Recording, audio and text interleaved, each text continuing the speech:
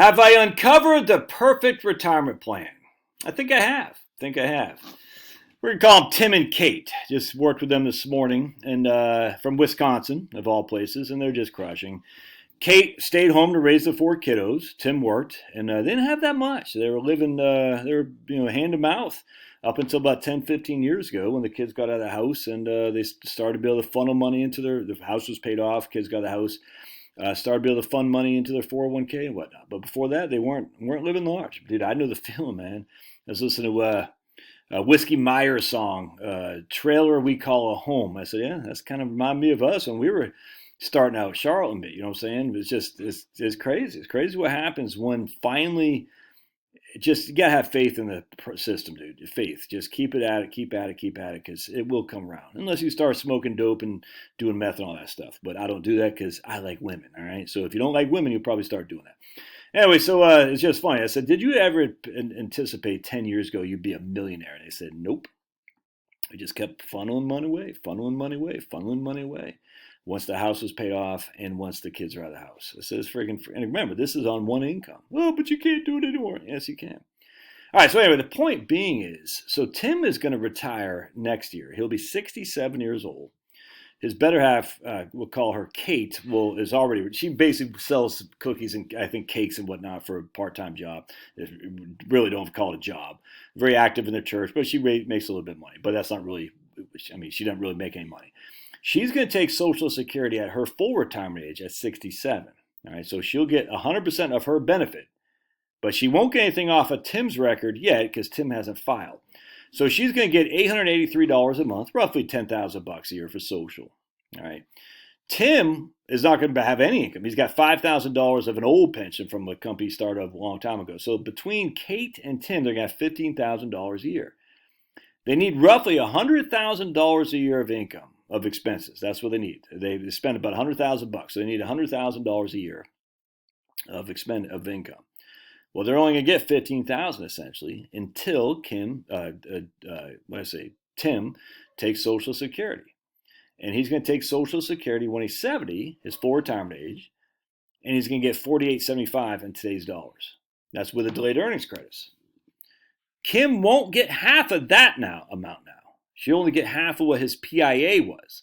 His PIA is going to be roughly $3,800. So Kim will get $1,900 a month, or basically coming in, or basically $1,000 more than she's getting now, and Tim's going to get roughly $5,000 a month. That's $7,000 a month between them. 7 times 12, if my memory serves, is $84,000, plus a $5,000 a year pension. So waking up on the 1st of January after Tim turns 70, they're going to get $90,000 a year of guaranteed income, with $84,000 of that with COLAs. Interesting. They need roughly $100,000, $110,000 a year of income. So basically what they're going to do is they're going to tap into their 401k on the front end of retirement. They'll pay some taxes on that. But that will reduce their RMDs in the future, reduce their tax consequence in the future, and reduce any chance of a widow's tax trap. They're going to be an effective tax rate well below 10%, because if they're spending 110 and 84 is coming from Social Security, that means they only got to dip into their portfolio for about $25,000 to $30,000 a year, if even that. Which means they're going to be effective. Their tax bracket will be 10%, maybe 12, but between 10 and 12% for the rest of their lives. Their effective tax rate is going to be like 8% for the rest of their lives. Now, they're going to have to pay taxes up front when they got to pull money from their pre-tax, right? So because they don't have any Social Security or anything like that, so they're going to have to pull, like I said, about $85,000 a year, and they're going to pay $22,000 a year in taxes for the next 3 years until I keep calling them until Tim is on Social Security. But once Social Security kicks in, even with RMDs, they're only going to be pulling $24,000 a year from their portfolio, roughly. $90,000 a year from Social Security and their pension, $25,000 a year from their portfolio. Their effective tax rate is basically 8% for the rest of their lives, even though they live in Wisconsin. And guess what that means? When Tim dies, Kate, I think I might be calling her Kim, but Kate will be left with hardly any widow's tax trap at all. All right. Hardly any taxes that she has to pay more than what she would have to pay if she's married filing jointly, because she'll lose her own social, but she'll jump into Tim's massive Social Security. You still have some RMDs, but it won't be much because they've been spending down some of the IRA because they got to make up for the fact for the next 3 years they don't have any Social Security kicking in for Tim. On top of that, they can be very conservative. We ran the numbers 4% a year, I think is what I had them, with a 4.5% standard deviation. So they don't have to take any risk on the portfolio if they don't want. Now they can if they want. I told them I don't care what you do. All I know is from a financial perspective, you guys are fine. From a tax perspective, you guys are fine. There's really nothing more. I mean, they've been in the same house since I think '97. They've been married for over 44 years. You know what I'm saying? They're driving old. I think he said like a 2008 Ford F-150 or something like that. I said, yep. They did get a 2019 Expedition, but other than that, it's like they're just hardly any taxes at all. They're going to pay on like $4.5 million of income. I think it's 315,000 in total taxes over the rest of their lives. Dude, that's the perfect retirement plan right there.